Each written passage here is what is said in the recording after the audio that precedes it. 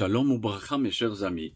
Tout le monde est au courant de la situation en Eretz HaKodesh. Maintenant, vous allez me dire, mais quoi faire pour aider nos frères qui se trouvent dans une situation lamentable, catastrophique, devant un ennemi farouche et sans pitié, assoiffé de sang? Comment faire? Eh bien, la Torah nous donne les clés, nous donne le moyen de nous en sortir. Comment? Avant ça, je vais vous rapporter ce qui s'est passé dernièrement. Nous avons tous passé Rosh Hashanah, Yom Kippour, Sukkot. On dit pourquoi on célèbre Sukkot? Parce que la Soukha représente les Hanane Kavod. C'était des nuées qui protégeaient le peuple d'Israël dans le désert. Malheureusement, lorsque le peuple d'Israël a commis l'erreur et la grande faute du veau d'or, cette protection, c'est une très très grande protection qui se trouvait autour du peuple d'Israël, les a quittés. Et le peuple d'Israël s'est retrouvé sans protection. Et à ce moment-là, c'était un très grand danger pour tous les Bnei Israël. Au moment où Moshe Rabbeinu casse le veau d'or et demande au Ham Israël de se repentir, tout le Ham Israël a fait Teshuvah. Vous allez me dire, mais on vient de faire Teshuvah avec Yom Kippour. On va recommencer à faire Teshuvah, mais d'une autre manière. À la manière de nos sages et de nos maîtres, comment ils nous donnent les clés pour nous en sortir. Lorsqu'ils ont dit, on regrette amèrement, c'est pas seulement passer Yom Kippour et puis continuer notre attitude désintéressée, mais d'essayer de faire un geste, un pas.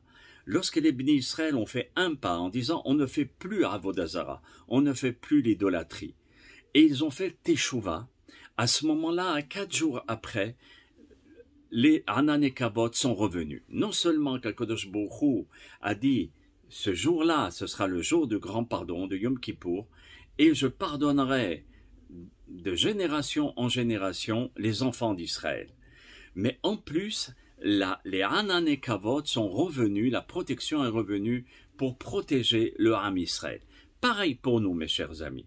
Comment on peut recevoir cette protection? Eh bien, nous avons une arme infaillible qui s'appelle la Torah. Les mitzvot, les ma'asim tovim, chacun d'entre nous, nous allons faire exactement ce que nos maîtres ont fait dans les générations où ils ont eu des difficultés.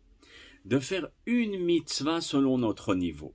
Il y en a un, ça va faire netilat yadayim, d'amener sur lui la pureté. Et la pureté protège énormément.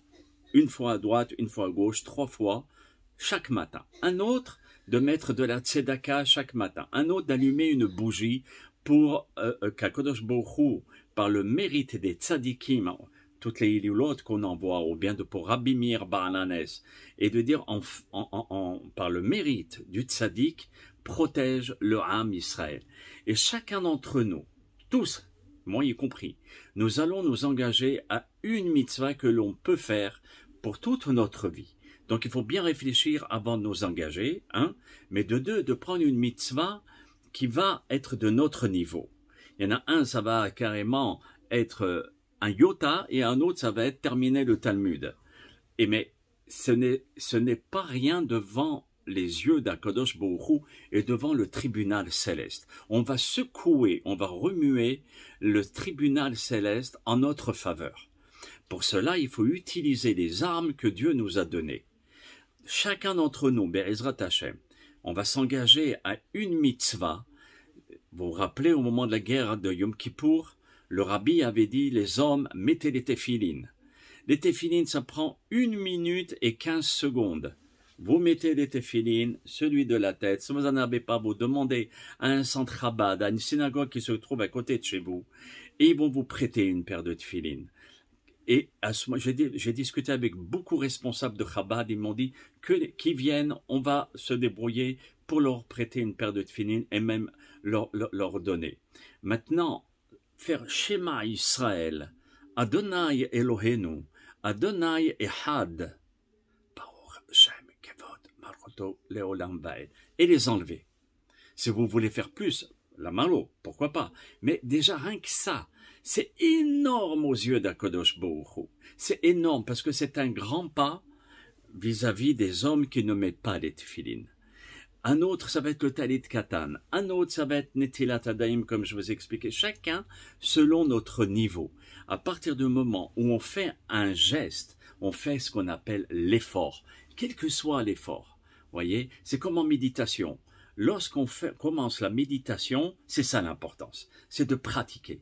Pareil par rapport à nous, nous avons une arme infaillible, l'arme secrète du Ham Israël qui s'appelle la Teshuvah et aussi la Torah. Cette Torah, en la pratiquant, en faisant les mitzvot et en réfléchissant quelle mitzvah nous allons prendre pour toute notre vie, donc il faut que ce soit une mitzvah de notre niveau, je me répète, mais à ce moment-là, vous ne savez pas à combien nous allons protéger tout le Ham Israël et changer les décrets et changer tout. Parce que à chaque mitzvah que vous allez faire et multiplié par le nombre du Ham Israël, on va créer des anges, ces anges vont protéger le peuple. Rappelez-vous au moment de Yom Kippour, c'était impossible de gagner cette guerre. Et Mina Shamayim HaKadosh Baruch Hu a fait des miracles. Je me souviens, mon père, et on était jeunes, et lui, il travaillait à Léon Bérard, c'est un hôpital qui se trouve à Lyon, pour les grands brûlés. Et il y a eu des grands brûlés qui étaient rapatriés d'Égypte, de tous les pays arabes, et on ne connaissait pas c'était quoi cette brûlure. Même Léon Bérard, qui était spécialisé en brûlure, ne comprenait pas c'était quoi, par quoi les soldats arabes étaient touchés, par quelle brûlure.